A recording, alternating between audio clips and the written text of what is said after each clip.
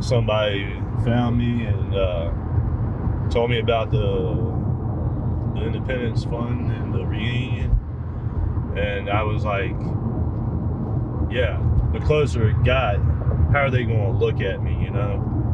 Because I was a failure. I failed myself, and I let certain situations take over. Things just didn't go right with my career, and I felt I was alone, you know, just like everybody else in the unit. There's been times this year that I thought about just doing it up, being done.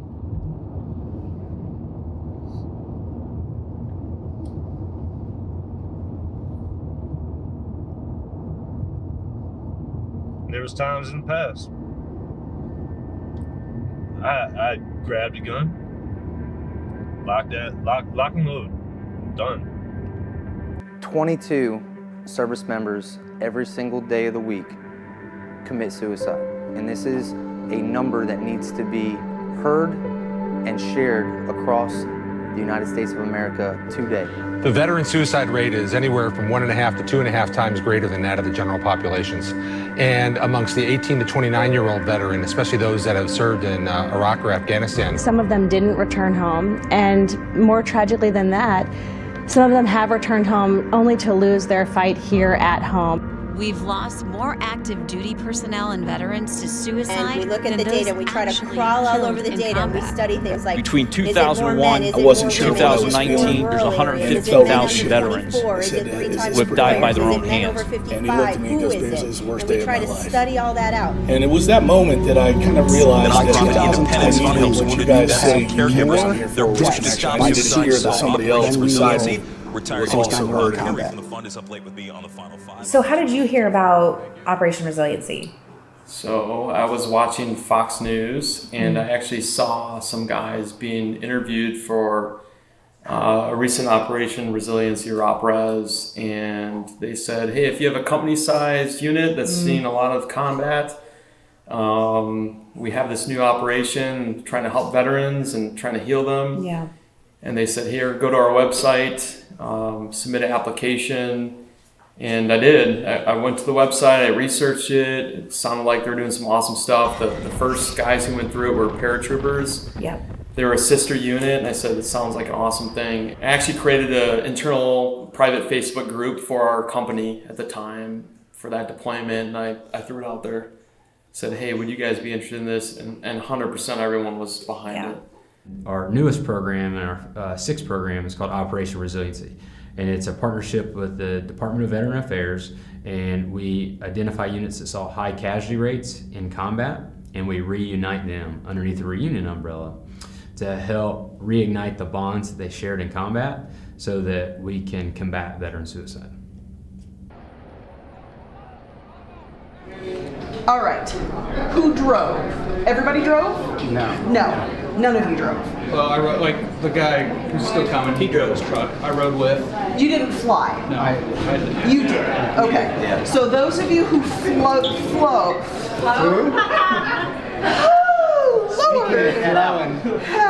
Yeah, right? Nothing's even been flowing yet. So you're gonna dig behind these two packets and you're gonna find this Ops Retreat Resiliency and Coping Survey, double-sided, because we're going to give you two of them, one now and one again afterwards. And this is really important because the idea is we hope this is working. Like go like 4 feet back, and you can't really tell. But I'm gonna tell you what, can you see anything from back there? It looks fine, right? And the answer is yes, no matter what it looks like. He's like, yes, ma'am. So in October of 2018, I hosted a reunion here in my house for my husband's unit. They had 9 that died in their 05-06 deployment to Sadr City.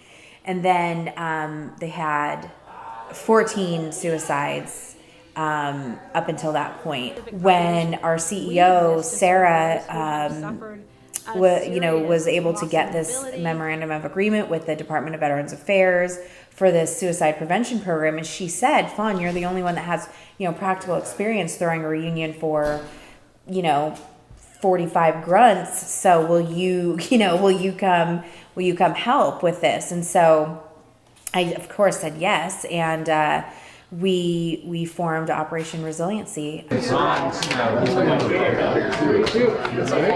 shirt. You're going to make it. So this is our CEO, Sarah Berardo. So nice to meet you. How are you? We're so thrilled that you're here and doing all that. This is your reimbursement form. So if you drove, just go ahead and fill this part out. If you flew, fill this part out. Focus. Or they can come over here. Come on. Anyone else need a flag to join our hero walk?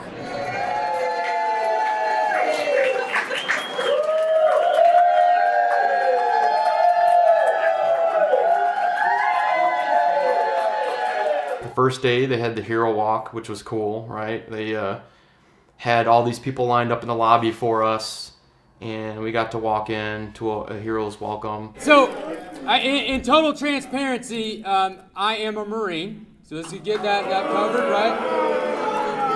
And we all know what Army stands for, right? Aren't ready to be Marines yet, right? Right? Yeah. So, but in all, we all know what Marines stand for, though, right? Muscles are required, intelligence non-essential. Why did we choose Bravo Company second to the 504th? Yeah. It was pretty evident that they experienced a very difficult deployment in Afghanistan. Hey, get down, Luke.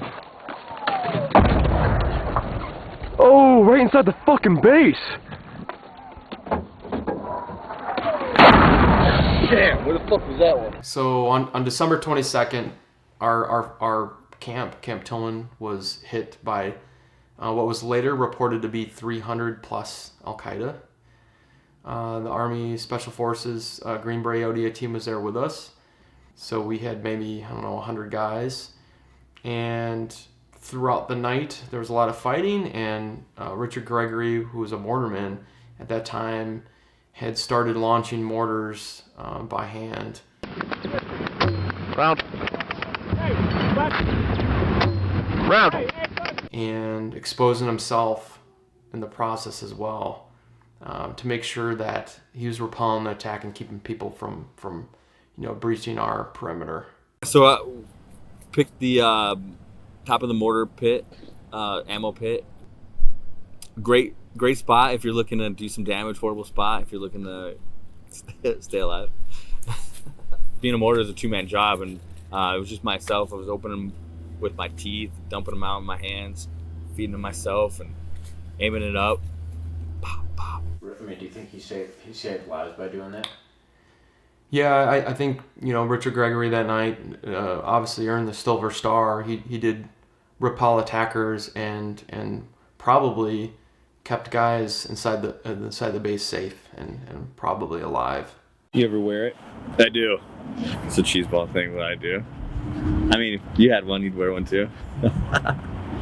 Those units that saw high casualty rates can, not always, they can also experience high suicide rates. So again, we're trying to get ahead of the bang so that this unit that saw a high casualty rate in Afghanistan does not see a high casualty rate of death by suicides on the home front. What's the point in making all those sounds he makes when he wakes up? Is it to let us know that he's waking up and he's old and tired or something? You filming? Yeah. Getting all this on tape? Yep. So, went to the funeral, and man, that was sad.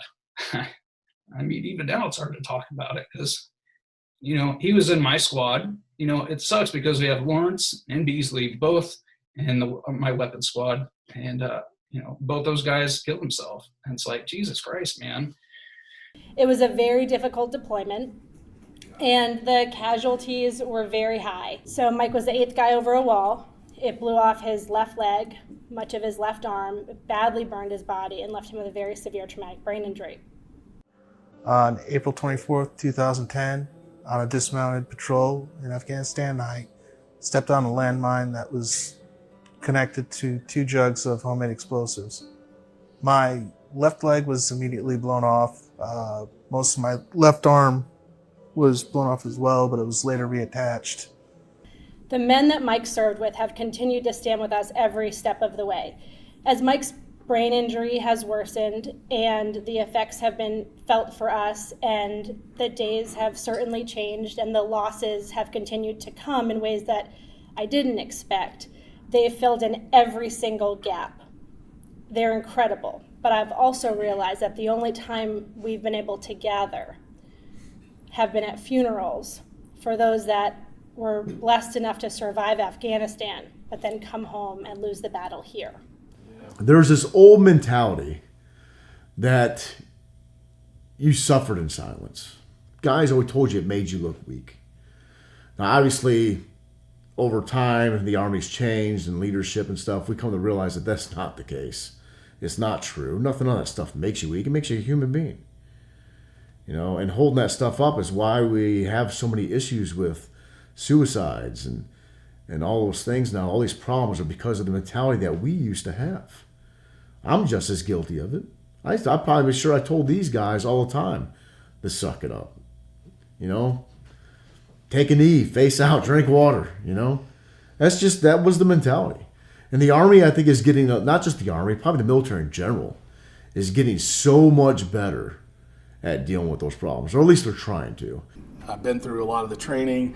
I know you're supposed to handle it, supposed to kind of roll off your shoulders. So when you start taking that on board and you start feeling that darkness, that despondency, and it feels like, that's just me and there's something wrong with me. It's the moment you open your mouth and realize that guy over there and that guy over there and this guy over here, we're all feeling the same thing. Realizing that so many people went through the same thing that I went through, in no way, shape, or form does it make me feel good. You never want to see your brothers go through anything like I went through, but it certainly does make me feel normal. Definitely started to isolate myself, you know. I was hard to reach. Snow can attest to that. And yeah, I'm just really glad that I made it. Definitely inspired me to, you know, move forward, and I already knew what I needed to do in my life, but I have a lot more energy to do that. And it also helped to see a lot of other guys going through the same thing, you know, going through some dark times, running on empty a lot of the time. Isolating and being stuck out there in addiction, dealing with PTSD, there's no more lonely of a place that I can think about. And it feels like when I've been out there in the past, it feels like none of these people, none of these guys here exist. And even though I may know that they care for me and they once had my back and they would have done anything, they would have sacrificed their life for me, I feel like I can't even pick up the phone to call them. Just about every single participant that's ever gone through an Operation Resiliency tells me that they were afraid to come, that they were nervous, that they were scared. You know, and it's been repeated across the board. People are terrified of seeing their best friends again because they just are afraid. They don't know, you know, what's this person think of me? Did we fight? Was I mean to him before we left? Do they hold something against me? And then the minute that you guys all get together, it's like everything goes away, and you're like, I'm where I'm meant to be with my people. Yep. I didn't have a whole lot of anxiety coming into it, but I was actually I told my wife right before I left the house that I was a little anxious. Building up to it, not too much, but right before I left to start driving here, I did have some anxiety. I put on a good game on Facebook and our page of saying, yes, I'm gonna go, yes, I help out, I'm gonna help get other guys to go. And at the back of my head, I was like, I can't go. I don't wanna do this. I was scared. I almost didn't come. I was like, I don't know who's gonna want to see me. It was like, who cares about me? I was a guy that barked orders. That's about it. I didn't do anything special. These guys aren't gonna remember me. or maybe they're going to remember me and not want to be around me. The week before, I kind of hit this spot where I didn't want to be here. I was terrified. It was that whole, everybody's changed, everybody's better. What am I doing? You know, whether it's you feel guilty for people that can't make it or whatever's going on, and it's kind of terrifying. I was really scared, but I was also excited. I felt like I wasn't one of the cool kids. First of all, I was non-infantry. I was a pogue, but I was out there with you guys. I was doing all the same shit, you know. But and everyone always like, oh no, you're the doc. You're good, man. You know, you're one of us. But I wondered in the back of my mind, like, are they just fucking saying that because, you know, I got the morphine, and so like if they get shot, like you need to be cool with me. Were you still gonna hate this person's guts when you saw him? Like, am I gonna punch this guy in the mouth because I've been wanting to for the last 15 years? Like, am I gonna actually do it? You're like, dang. So it was a shock to hear that it actually was gonna happen, but I'm glad it did. Even down to the last minute of coming here, I was nervous. I was scared. I thought a lot of the guys would hold resentment, be angry, because I was still angry over things that happened, and I realized I have no control over things that happened, and I said, well, fuck it, I'll go and see how these guys are doing. One thing I noticed at the reunion was the amount of weight some guys were carrying on their shoulders and the burden they had over the years. We had guys stand up in our small groups and even in the bigger groups and say, hey guys, I've been dealing with this. I'm sorry. I apologize. But we're all like, what are you talking about? We didn't think any different of them. They're our brother. And they were able to get that off their chest there. And that alone made Op-Res worth it. Yeah. I left the unit and I went AWOL, and the biggest regret of my life, I think about it every day. It affects me a lot, but what I care most about is the people like you that don't think less of me because of that. I see that there is a lot of resentment in some of the people, some of the situations, and some of the things we go through, because we may have saw one picture, but we haven't seen all the pictures, because everybody remembers something differently. And I think the way to help resolve a lot of those issues, a lot of that resentment, a lot of that stuff that we've held inside for so long, is to actually talk to those people that we have experienced with and see, okay, when you went through that, what did you go through? What did you see? What did you experience? What did you feel? It's not about the drinking beer. It's about coming down, you know, that's why I invited everybody into this room. Hey, you know, come on over, we'll have a few beers and we'll bullshit. Because it's about the healing. Because you can tell by looking at some guys, some guys that needed a lot more than others. How deployment changed me just made me completely disconnected from almost everything that I love and cherish, and that took that from me. I don't know if I love anyone. And when I came back, I had a really hard time controlling my emotions. I had a really hard time, acting normal per se. I couldn't be out in public much. Like, everything seemed like it was magnified. If anybody looked at me weird, I didn't have the capability of reasoning why they were looking at me that way. Maybe they weren't even looking at me, maybe they were just seeing through me, right? Maybe they were looking at the person behind me.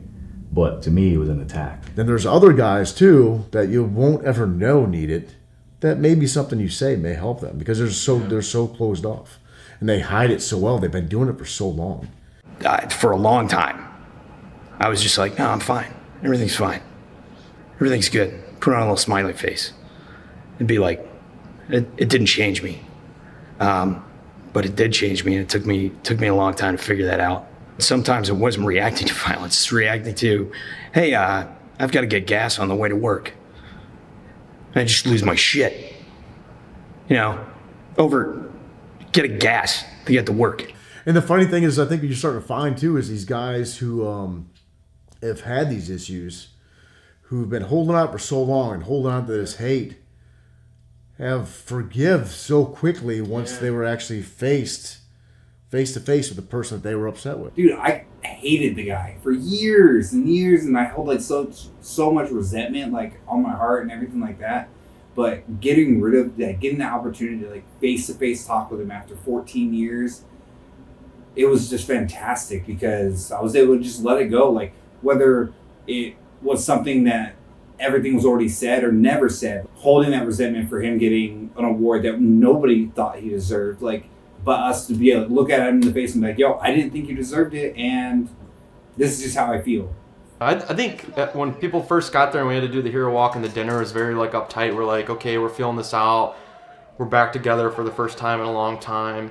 But once that was done, they said, okay, you have some free time before tomorrow.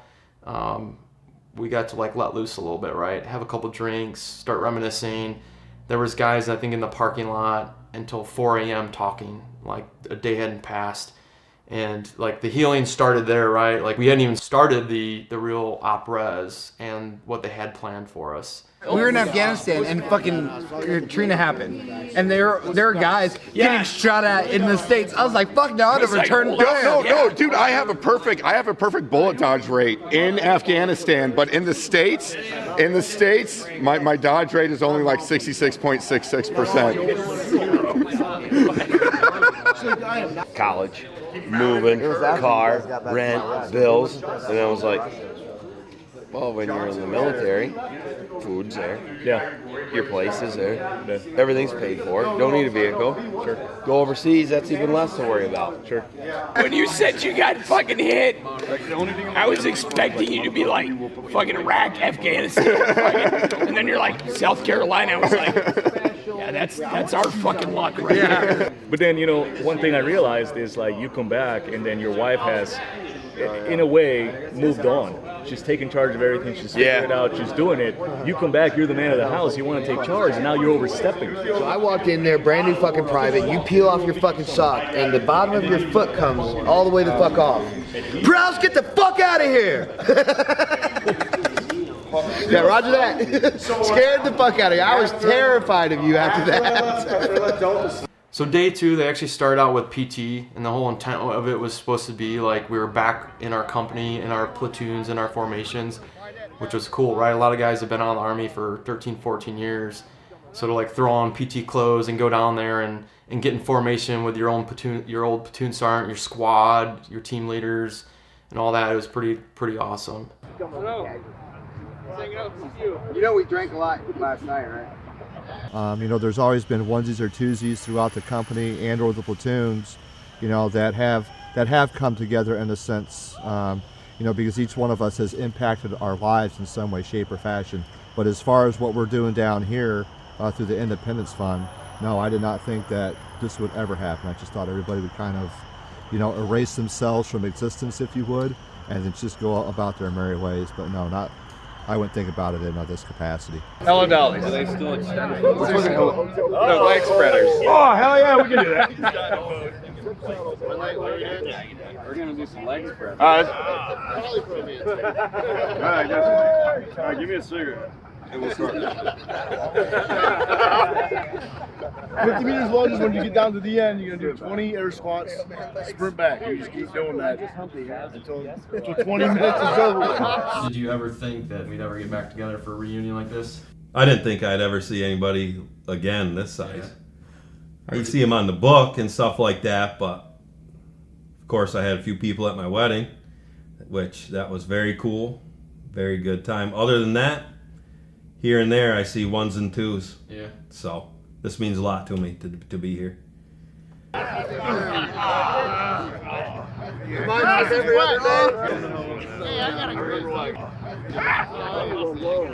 Nope, we got the A&A guy with us, so we'll have to show him what the fucking do. He's got his sandals on.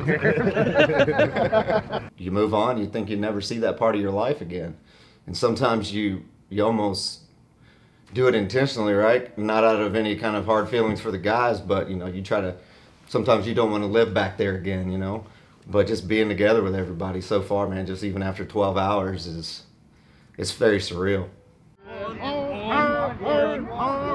United States Marine Corps. Burn some calories so I can put them back in. Yep. Man, Doug, you got a nice one. I appreciate it. Go!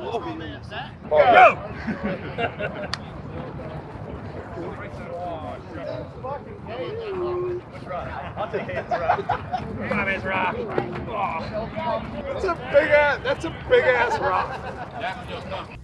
I never imagined we would come back together, and I honestly, I can't get the smile off my face. It's like just everybody grew up, but we're still the same company, and it is fucking awesome, honestly. Company, home, attention, home. Sir. Here, boys. Ah. Your fault. Eddie! Good. Good morning. How's everybody doing? This is bullshit. Why does this not sound any different than any normal day? Appreciate you getting your ass out of bed and getting out here. Again, it's all about being together, camaraderie, and today we're just gonna build a lot more of that. So awesome. Now you can go get some water or breakfast or whatever your body needs right now. 9 o'clock back downstairs. All right. Platoon sergeant, take charge of your platoons. Ooh. Fall the hell out. Hey, Dog. So we're here to connect, enjoy each other's company. This weekend, you're going to have to look deep inside yourself and heal from whatever wounds that you may have. Many of you were really young during that deployment. I know you were. I've got I've got a daughter and a son that are older than most of you were during that deployment now, and I can't imagine the things that I asked you all to do, and the things that you did on that deployment. I can't imagine asking my children to do that now. So you have to be absolutely proud of all the things that you all did, both there, however long your service continued, all the things that we did, the patrols up Big Ugly, the Dashta, Guyan Valley, the elections, the mindless hours and all the observation posts that you had to sit on, the border checkpoint out there, and then of course the patrols up the infamous Hill 2911. 2911 wasn't, I mean, it was just a damn mountain. It was a mountain, and everybody wanted the mountain. It was like half of it was in Pakistan, half of it was in Afghanistan. If you made it to the high ground first, you shot the bad guys when they were trying to come up, and then they withdrew. If they were on top of the mountain when you went up, they shot at you, and we withdrew. It was king of the hill. 2911 is the altitude in meters that the mountaintop was. It ended up being, there was a trail, a significant trail, a vehicular trail that actually passed over it that we knew that enemy forces were infiltrating from. On the Pakistan side, there was a known Al-Qaeda training camp, and the rumors were that once they graduate the training camp, they go up on top of 2911, and they have to wait for Americans and get in contact or a firefight with Americans for them to essentially graduate. 2911 is what's going to bond 2nd Platoon forever, because we all shared in that moment. No matter if you were on the mountain, coming to the mountain, back at the FOB, what your duty was. That was our day. I think that is pretty heavy on everybody's hearts. But it's also a day when we knew what we signed up for. Joining 82nd Airborne, and we got it. And we got it that day. It was just a normal day, and we get a intel source walks up and tells us we know where some bad guys are. So we just do a quick little mission. We're going to go out and meet with this village elder, find out where the bad guys are, and we're going to look around for them. Be back in a couple hours. Captain Teague decided to send the 2 squads that were fresh up the hill to allow the 2 squads that just climbed up Big Ugly to get a little bit of a break. We just got done probably about a week of just of foot patrols through those mountains, and we were spent. Captain T knew it. So we were sitting down. We were supposed to be the squad that was supposed to go up to 2911, but he's like, he recognized our human abilities, and we just had to rest, I guess.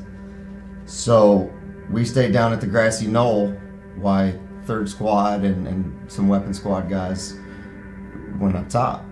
We had 3 squad leaders, 3 team leaders, and essentially 3 Joe, and that helped us in the end because we had more experience packed in those 9 guys than the typical squad. At this point, it's a 3-day mission that was supposed to be a couple-hour mission. We haven't found any bad guys. It looks like bad intel. Then you start to hear chatter because the sun's coming up, and you start to hear a little bit of this, chatter, people talking. And I knew that one of the guys from another squad that was on top of the mountain, I knew him up there, and I heard him talking about, do you see somebody? Do you see something in the wood line? So in the last 15 minutes before we were supposed to go down, I actually saw flashes in the trees.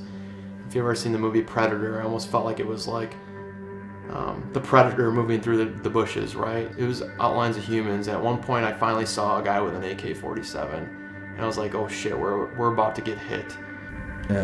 We were actually at the border checkpoint, and I got a call from our higher headquarters talking about a significant enemy force that was located up on top 2911. I just remember waking up. It was just the sun was just coming up, and yeah, you just it was radio contact, and I looked up and that's all I saw was tracers, and it was a little bit of chaos. And our immediate reaction was to get our shit and get up that mountain. We wanted to get up there bad. We immediately started returning fire, and that's when Sergeant Nixon ran over to us, and I'm trying to adjust my night vision goggles that was on my helmet. It was pulling down over my face. We got guys shooting over, just trying to return fire, and that's when Nixon took a knee next to me and he said, "Frag out," pulled the pin on his grenade, and threw the first grenade. Came over the radio that they'd made contact, and you could hear the gunfire. See ricochets of tracers and stuff coming over the top of the mountain. So as the contact ensued, the enemy started. Not only did they have heavy machine guns, they started firing rocket-propelled grenades. Several of them flew over my position, and they started flying down towards the grassy knoll where we had not a reinforcement and then our mortars. And everyone, one after another. I threw a grenade, frag out. The 9 of us threw 2 grenades each, so a total of 18 grenades in the first 30 seconds of the firefight. We kept asking Captain T, hey, we got to go up there, and he's like, no, stand fast, stand fast. And then we hear over the radio, 2-4's down, 2-4's down. So I think at that point we kind of said the hell with it, and we started moving. So after the gunfire stopped, you think that it's over. Then across the radio, you hear that we had somebody's been shot. And then everything goes quiet because we haven't heard that before. Taking pop shots, and then all of a sudden we hear someone yell out for medic. And I remember the guys in my fighting position were like, okay, it's probably a flesh wound. No one's been killed at this point. We seem pretty invincible. And they were shooting bullets covering their extraction, pretty much. We pushed the guys back for whatever. Sergeant Nixon made that call. He outranks me. He said push them back, and that's what we did. And when he rolled over, I rolled over and took the gun so he could go and check on the guys. And in the process of him getting up, he got shot. So we got about 2/3 of the way up until we got to a clearing, and that's when we saw Travis on the back of a cargo Humvee. And I basically held Nixon's hand and tried talking to him and getting response and allowing Cobb the time to do what he needed to do. We had called for a medical evac.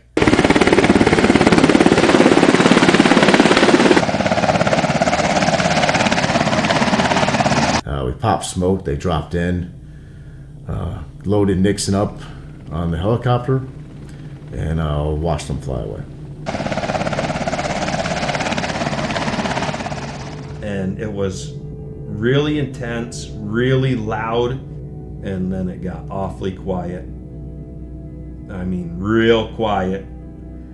And I think that's when everybody did sort of a gut check, because they knew he was gone. I actually held on to a lot of guilt for a lot of years because I wasn't up there. Because I felt that was my job as him being my friend, or that I should have been there to have his back, and I wasn't.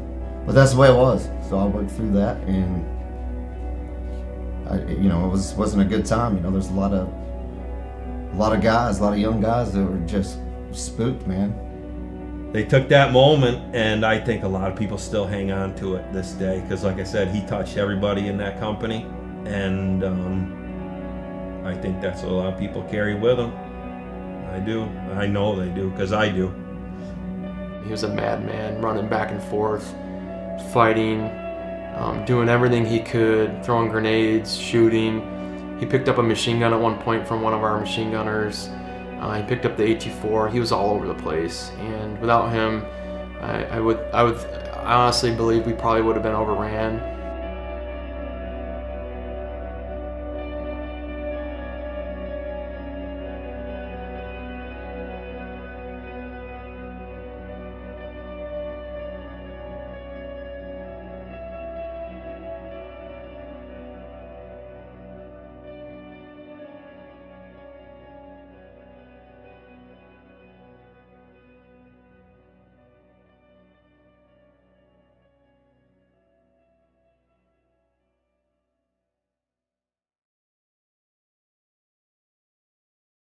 Roll call! Listen up! Mac! Hendrick! Richard Gregory! Chuck Gladden! Chuck Wagon. Chuck Wagon! Why is Doc Albaugh's name on here? Where's he at? Albaugh! He married another stripper? Probably. There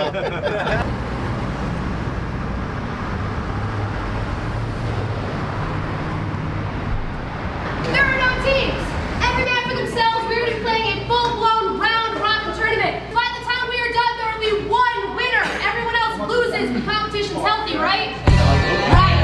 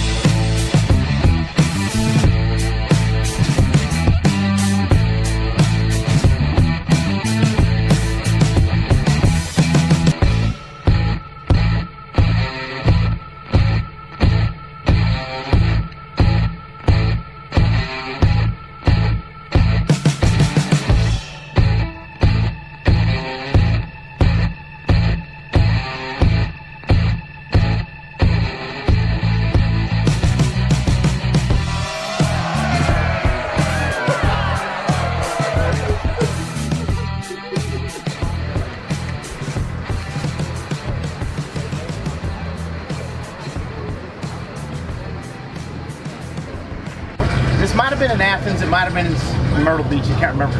But there was a guy from Alpha Company, big dude, big Mexican dude. He's from Walla Walla, Washington. I can't remember his damn name, but he wound up getting butt naked in the lobby of the hotel.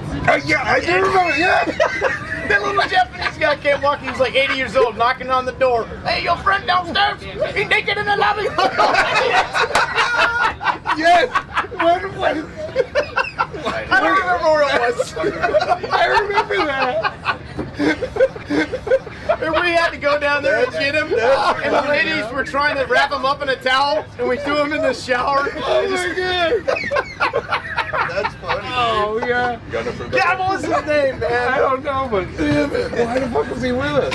Because he wanted to go get drunk. Everything happens exactly the way it's supposed to, man. And when you get to a place and you look back at this event that you thought was a catastrophic event in your life or a bad event in your life, and you realize that, oh well, shit, that was supposed to happen, or none of this would have been here. Like it wouldn't have worked out this way. Like holy shit, maybe this time I thought was such a bad time was just preparing me for this next thing. Well, you know, if that deployment wouldn't have been as bad as it was, then we wouldn't all be here right now. And I tell you, I need to be here right now. I really do. I was having a rough fucking day of going. I had one of the participants come up to me and he handed me up a note that was folded up. And he said, "This is for you, and you know, I want you to read this when you get a chance." I spent a lot of time in a dark place. And when this came up, I saw a light. And it's hard to walk into the light because you feel like you're dying. Whew, I was excited at first, and then about 3 days before I was going to come here, I was getting in an argument with my old lady and fighting. I got in my car and drove into a parking lot.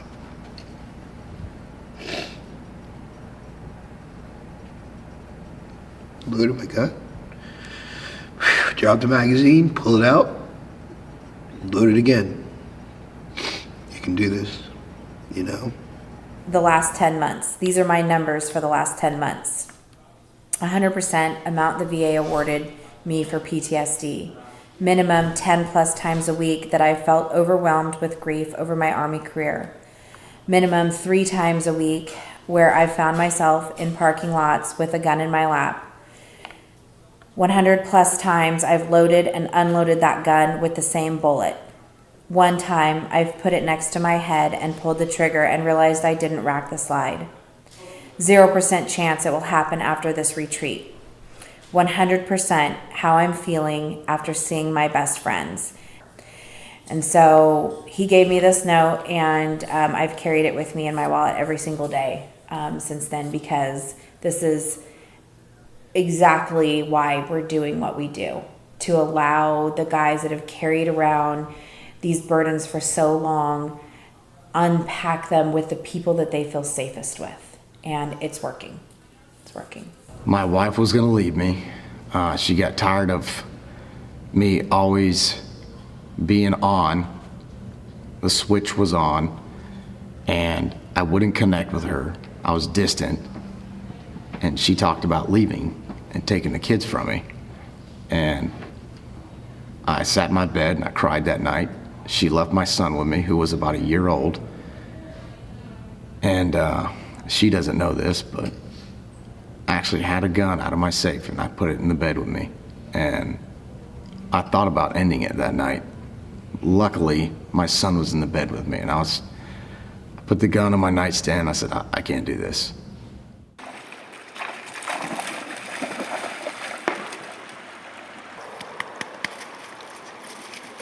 After my suicide attempt, I was at a point where I was just like, this is no more. I'm not going to live like this anymore.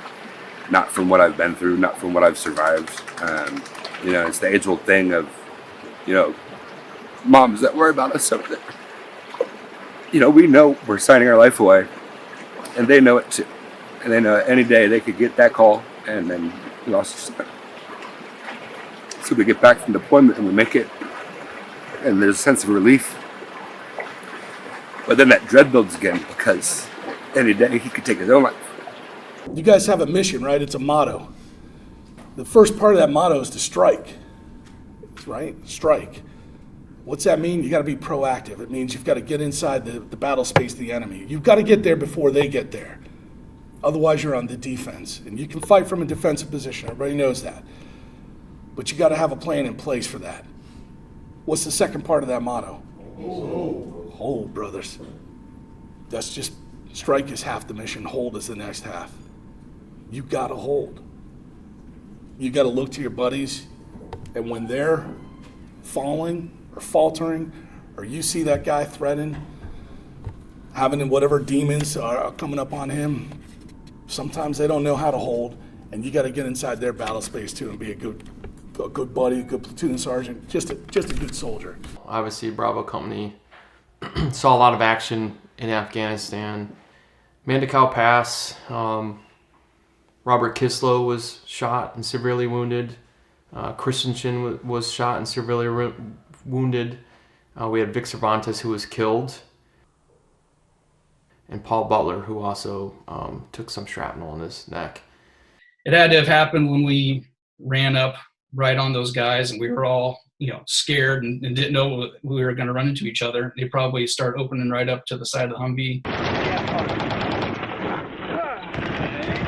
A couple of those bullets hit it and just went in, and luckily missed my neck. I always look at it that way. At that contact, I believe it was Staff Sergeant Flynn and Sergeant Lewis who both received the Bronze Star. So I was a part of 3rd Platoon that day, and we were tasked to go into Kandow Pass. I believe we were looking for a cache of weapons or enemy supplies. And so what we were going to do was basically we were going to go up in the mountains and look for the bad guys. They had hidden some stuff up there. We did have some Afghans with us, which actually caused a lot of confusion in the fight because they were in mixed uniforms because they weren't Afghan army, they were Afghan security forces. So that caused some hesitancy by some of the 82nd soldiers to actually fire on them, on the enemy, when they were thinking they might have been Afghan security forces because we were separated. It took a little bit to figure out who the enemy was because our Afghan counterparts just happened to be wearing some old camouflage just like they got at the pawn shop in the US that the bad guys kind of wear too. So it can be really tough because the bad guys often look like the good guys. We had numerous Afghan militia that were up there. They were fighting along the side of our ODAs, our Special Forces folks that were up there. So we were just going over there to confirm anything, is there activity, and if there is activity, where are they at? And so we dismounted from the vehicles. Vehicles stayed at the base of the mountains. My squad got out and dismounted, and then the Afghans dismounted and took a different route. And so we took 2 different routes up the mountains. We were kind of clearing up side by side. Staff Sergeant Flynn's squad was the first squad to engage in that movement to contact. They had identified roughly 15 to 20 enemy personnel that were residing in the kind of the low ground within that terrain. I had my compass out. I like doing land nav with a compass. It's hanging down off the front of my uniform, but I remember getting down because we started receiving fire and my compass just shattered. And I remember being really, really pissed off because I needed it to call in for artillery fire, and then my compass is just glass and it shattered. And so I've got the map and this crappy radio and whatnot. But we could hear the rounds start going off. And once the rounds started going off, we let the conditions set a little bit with that squad. And once Staff Sergeant Flynn figured out what he needed to do to maneuver to and engage enemy personnel to defeat them, he sent up a quick sit rep, to myself and to Captain Teague over the radio. It was one of the first times that I really received direct fire in such a way where I knew that, hey, at this point it's live or die, it's do or die, and you get up and you do your job now, you lead soldiers, or you don't. We call in artillery, and we call in, I'm getting aircraft involved. Once we got the artillery involved as well, and the distance that we were from Camp Tillman required it to be high-angle artillery on rocket-assisted projectiles at danger close, which is the most high-risk type of indirect fire that you can do, because the proximity of error is a lot more when you're using that type of munition in those types of conditions. I needed to call for artillery fire. I had that broken compass, so I had to use a map, and thank God I'm good at math. Thank God I'm good at math, and I kind of knew where we were and everything. I don't know how, because I ended up calling for fire, and I guess I called for fire at a really short distance. It was probably risking a lot of people, because I called for fire less than 100 meters away from really where we were. I think danger close is 600 meters if I remember right, but basically that means like if you call it in any closer than that, there's this error factor, and basically you're throwing this air factor in where it might land on you. And I remember calling in the rounds and kind of sealing the deal with the artillery. And I remember telling the guys, I'm like, get down, you know, we've got these rounds coming in and I've done my best to call them in right, but, you know, there's an air factor.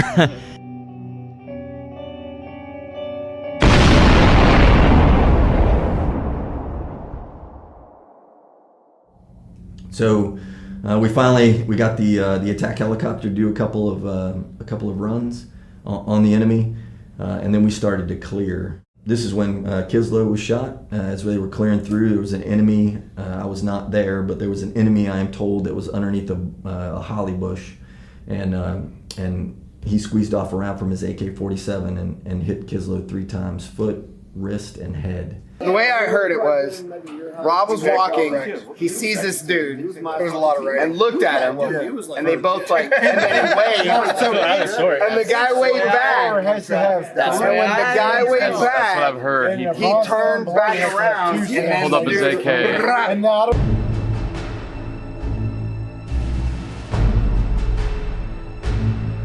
We were on a mission to find Taliban forces in the mountains of Afghanistan, and we came across a pretty large unit.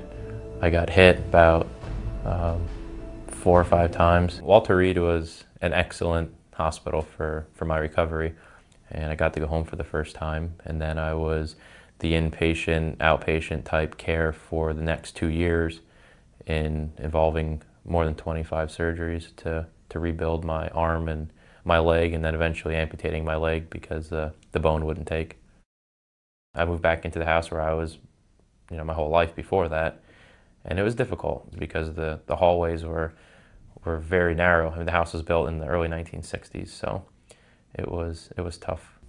Homes for Troops really changed my life, and the opportunity to have a house like this, I never in a million years thought that somebody with such a good heart would invest all their time and money into making somebody else's life better.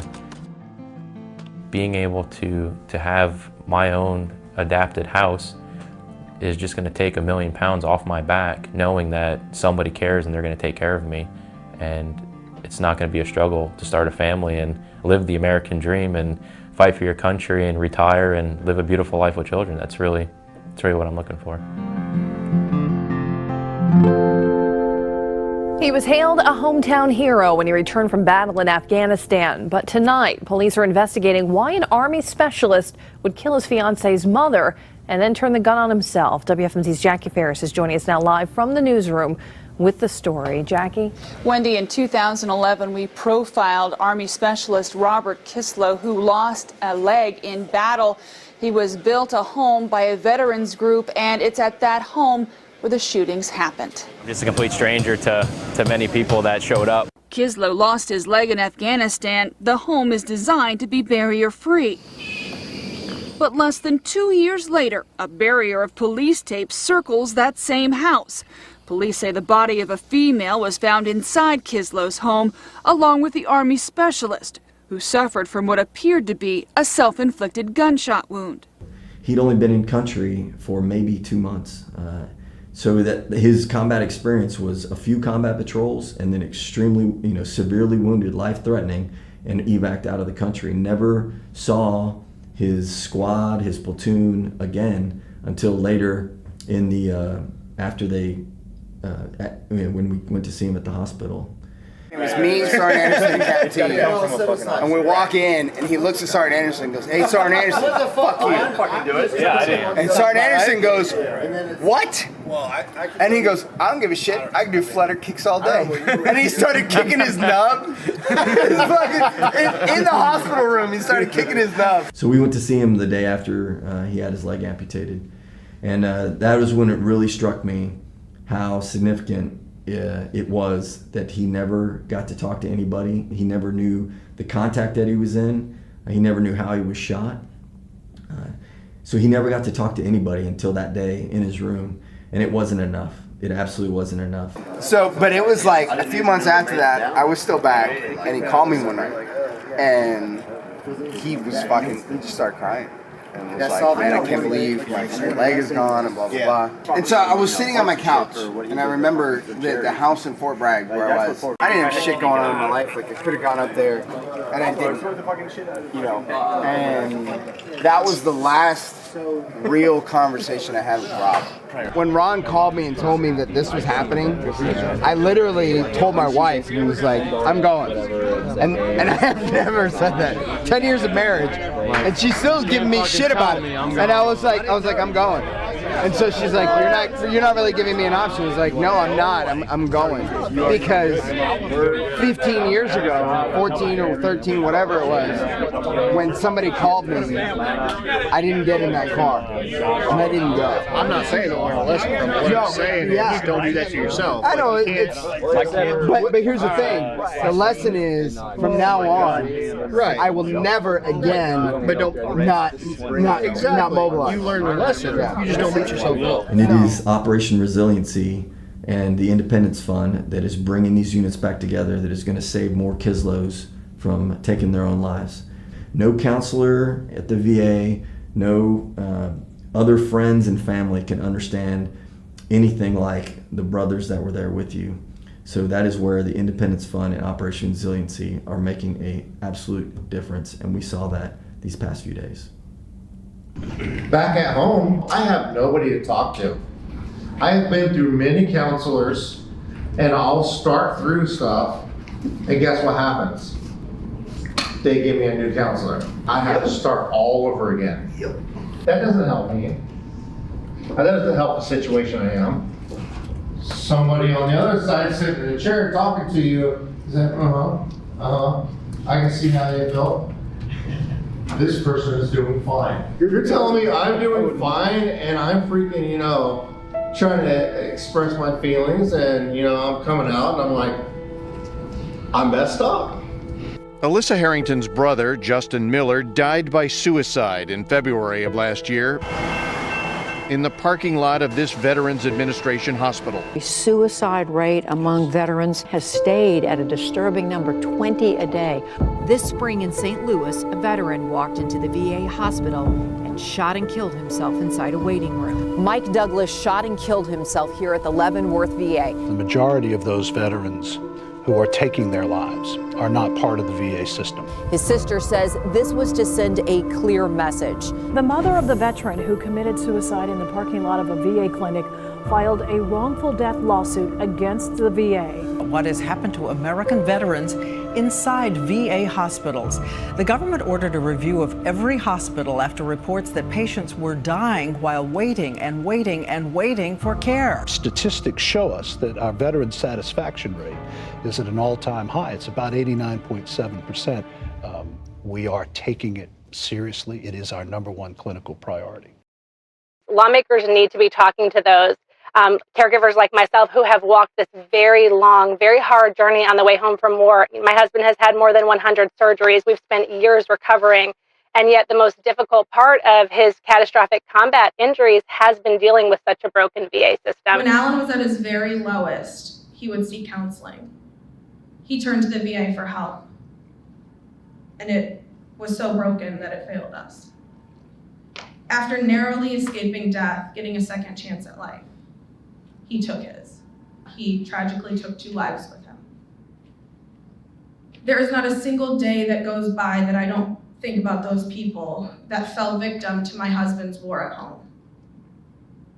I wasn't really hurt or banged up as bad as some of the guys we had. Mine was up here. Getting myself together, I coped with a lot of my thing. I got help at the VA, which was good. And I think some of it just kind of fell through the cracks. Just I didn't get enough of it, or I didn't get enough to continue it. I let people go, so there was nobody to talk to.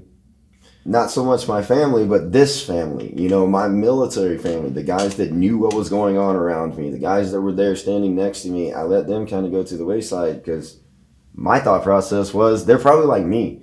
They've got their own problems to deal with, they're hurting just as much as me, if not more so. Look at some of these guys, they had families when they went over there. They got hurt when they went over there. They died when they went over there. Everybody's been affected by something in this company overseas. Mentally, physically, emotionally, we're broken.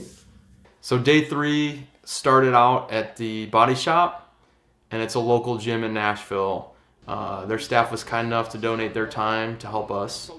A lot of guys, when they got out of the military, stopped, and a lot of that has to do with your mental sharpness and just keeping out of depression and keeping an objective in life. So we got to work out all for the first half of the morning. We got to learn a lot about fitness and nutrition. We had a local Vietnam veteran who works out at the gym speak to us. He said, anybody want to be an airborne? And I looked at my friend Little Joe. We were together all the time, and he said, I'll give you $55 to jump out of airplane.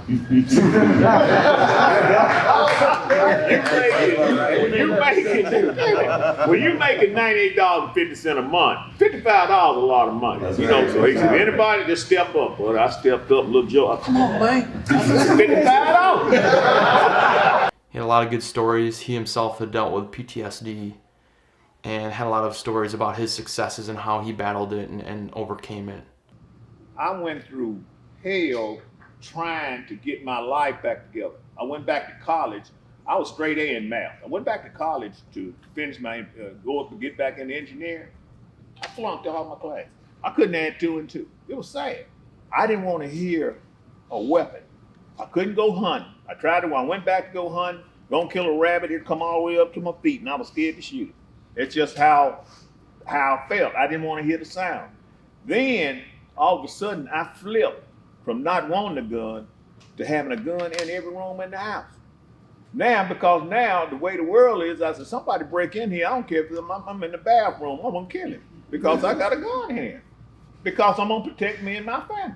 This is what I flipped from. This is what I didn't know until I got in some PTSD classes when they told me that, hey, you got you have a big problem with PTSD. And I said, what is this? And they told me, I said, okay. So I started taking classes. But I had this addiction that I love to have at alcohol. And so they gave me, and I told them, I said, well, I can't sleep. I try to take a beer or a drink before I go to bed so I can sleep. And they said, okay, well, we're going to give you some medicine for this. But what you got to do is go to some addiction classes. I said, okay. In a way, it's hard to explain, but whatever was in my head was it turned into emotional pain, and then the emotional pain turned into physical pain. So every time I went to the doctor and I said this hurts or the other hurts or whatnot, they just gave me narcotic medication and treated it, right? Although I've been absolutely sober from narcotics for just about over a year, my body just doesn't feel the same. My mind doesn't feel the same. I'll talk about drug addiction. Drug addiction is very isolating, and it's often said that the cure for drug addiction is socialization, getting back around people. So being back around my brothers of Bravo Company 2504, it feels really good because I know I'm going to be able to leave the weekend with some numbers and some fresh faces and fresh hugs and some fresh love. Reuniting that squad size element and reconnecting those bonds, and then also the entire unit seems to be the secret sauce, seems to be the magic that is working. This is a huge lifeline for us to actually talk to people and to express those feelings, and not only have that, but to have it reciprocated to us. I want you to make a list, write it down in these cool books we gave you, put it in your phone, but you guys are responsible for reaching out to 3 guys that didn't make it here today. 3 guys, each of you. And that is how you guys continue to stay connected. And that is how you help pull your brother out of the darkness. And one of the things that we have told the guys is look, don't just reach out when you're struggling. Reach out when you have a good day too. It's not just about reaching out when you're in a bad place, but also when you're in a good place. I'm gonna get everybody's information. If we can get one of those printouts of everybody's number, whatever. I'm gonna email it to you guys. Yeah, absolutely. So that we can all keep up and keep in touch, talk things out with somebody, anybody. If one person's not available, you got how many others are sitting in this room?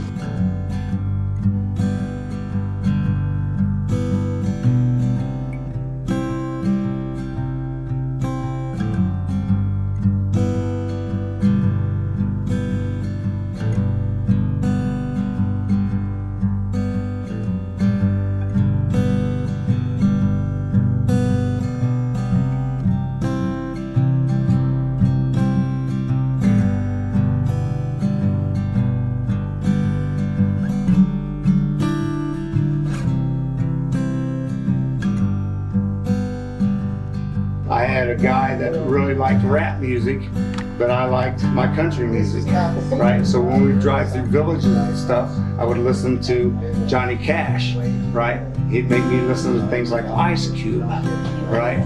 So he loved the song One Piece at a Time. So he thought about getting a piece of the Humvee each time, the whole deployment, to make his own Humvee back, because, you know, we worked on it, we could bring all our own parts. In a lunchbox every day. They sure could.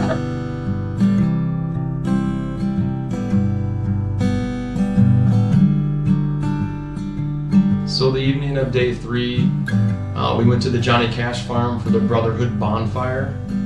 The Johnny Cash family actually owns the farm still. His daughter Cindy Cash was there to welcome us, along with his niece and his nephew.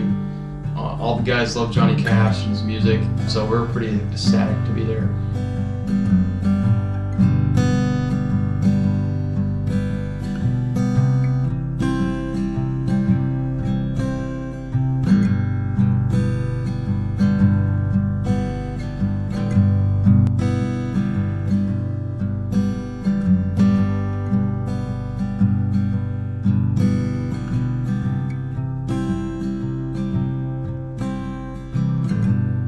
We've all had our own follow-on missions since the day we spent in Afghanistan. Some stayed and continued the fight, and some got out and continued the fight. And some of us lost that fight. I'm up! This is our day, man. This is our reunion. But it is about veteran suicide prevention. We are giants, sometimes crippled by our demons. But defeat comes when you find yourself alone. My soul was fed more than I could have ever imagined. This meant more to me. How I was embraced this weekend.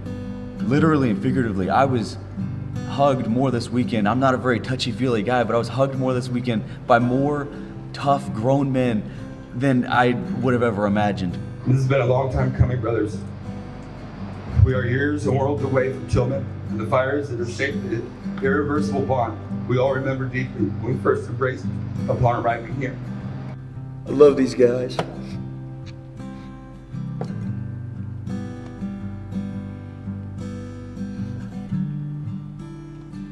I love you guys. And I beat myself up for not keeping that connection because of the shit we went through, you know? Do not forget, never forget. It's been too long, but it's not over. The emotional tumult of our experience here will subside, and your fight will be there waiting. I will be there waiting. You are not alone.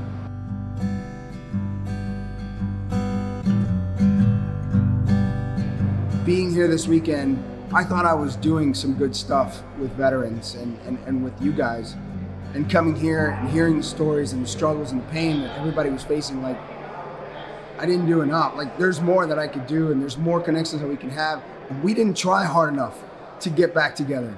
You know, we just let life get in the way, and we didn't do this. And now coming back here, we're already talking about the next one.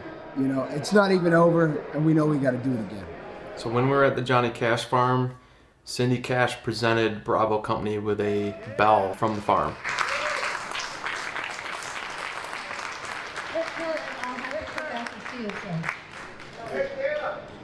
Let's take a picture.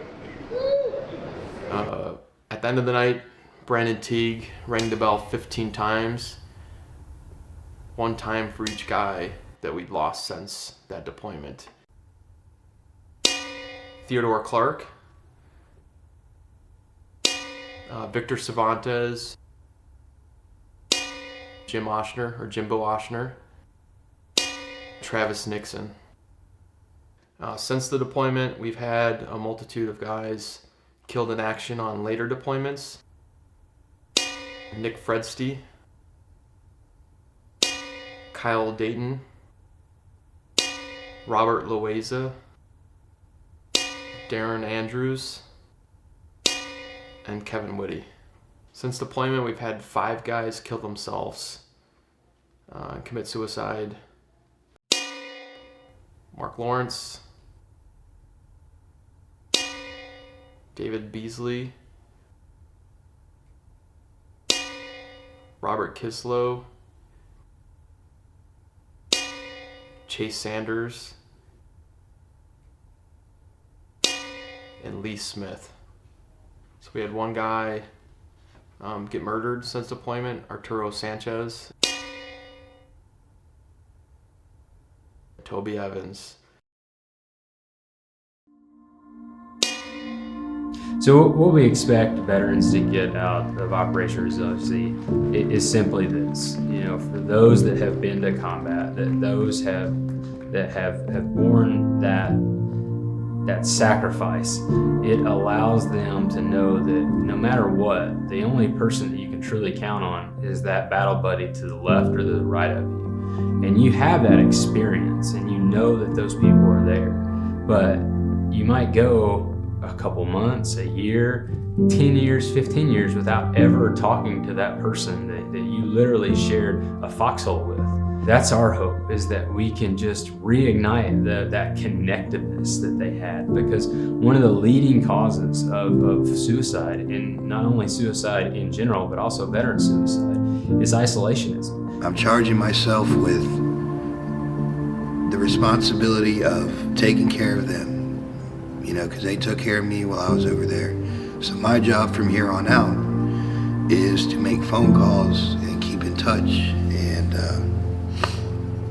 make sure that they're not slipping, make sure that I'm not slipping. There are too many people that lose that connection once the unit's gone. And this is a great way to rebuild that connection and reestablish those relationships. And then you can actually build upon that and start the healing process. I don't think the healing process is going to stop. It's only just begun. And what I have to do and what our fellow veterans need to do is stay connected.